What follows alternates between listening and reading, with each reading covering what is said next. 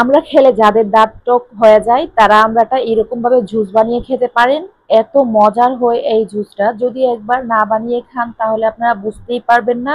আজকের ভিডিওতে আমি আপনাদের দেখাবো আমরা জুসটা কিভাবে বানালে জুসটা অনেক বেশি মজার হয়। তাহলে চলুন কথা না বাড়িয়ে দেখে নিই মূল ভিডিওটি।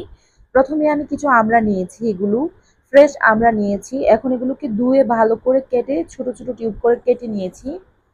এই যে দেখতেই পাচ্ছেন আমি ছোট ছোট সাইজ করে কেটে পরিষ্কার করে নিয়েছি। এখন আমি এখানে কাঁচামরিচ দিয়ে দিচ্ছি। আমি এখানে ২টা আমড়া নিয়েছি শুধু, এই জন্য আমি কাঁচামরিচ বেশি দিইনি, জাস্ট ১.৫টা কাঁচামরিচ দিয়েছি, না হলে জাল হয়ে যাবে। এখন দিয়েছি ধনিয়া পাতা, আর এখন দিয়েছি পুদিনা পাতা। ফ্রেশ পুদিনা পাতাটা নিয়েছি আর ধনে পাতাটা।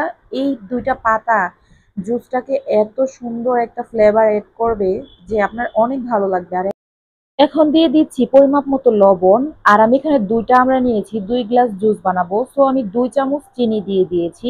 এটা আপনারা আপনাদের পরিমাপ মতো যে যেমন মিষ্টি খাবেন দিয়ে দিবেন। আর এখন দিয়ে দিচ্ছি লেবুর রস। আমরা বড় সাইজের আমড়া নিয়েছি যেহেতু এটা একটু টক হবে না জুসটা, তাই আমি জুসটাকে একটু টক বানানোর জন্য ২টা লেবুর রস দিয়েছি। এই লেবুর রস দেওয়ার কারণে আমড়ার জুসের টেস্টটা আরো অনেক বেড়ে যায়। ২টার এই কম্বিনেশনটা অনেক মজার হয়। আর এখন সবগুলো উপকরণ দিয়ে আমি হালকা একটু পানি দিয়ে ভালো করে ব্লেন্ড করে নিব।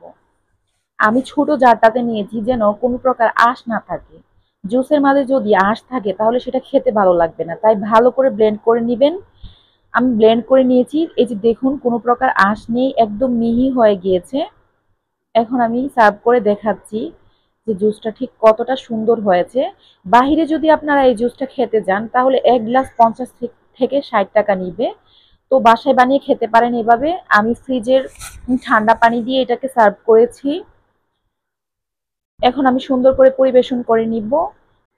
এই পর্যায়ে চাইলে আপনি কিছুটা বরফ কুচি দিতে পারেন। আমি যেহেতু ফ্রিজে ঠান্ডা পানি নিয়েছি অনেকটা, তাই আমি বরফ কুচি দিইনি। উপর থেকে ফ্রেশ পুদিনা পাতা দিয়েছি আর একটি লেবু দিয়ে খুব সুন্দর করে আমি এটাকে পরিবেশন করে নিয়েছি। আর এটা খেতে যে কি ভীষণ মজার হয়েছে, আপনারা যদি একবার না বানিয়ে খান তাহলে বুঝতেই পারবেন না।